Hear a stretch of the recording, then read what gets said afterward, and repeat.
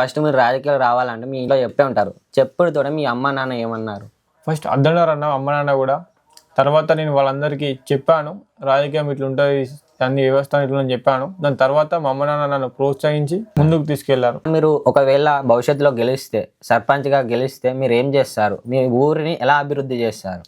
యువకుల ఆలోచన మేరకు ఏది మంచో ఏది చెడో ఆలోచించి దాన్ని బట్టి నేను మా చిల్లవకు గ్రామాన్ని మా కరీంనగర్ మండలంలో ఒక ఆదర్శ గ్రామంగా తీర్చిదిస్తాను. అదేవిధంగా మా గ్రామంలో గల్లీ గల్లీకి సీసీ రోడ్ వేపిస్తా, డ్రైనేజ్ ఎక్కడెక్కడో ఒక డ్రైనేజ్ వేపిస్తా, ప్రతి ఇంటికి ప్రతిరోజు వాటర్ వచ్చేలా నేను కృషి చేస్తా.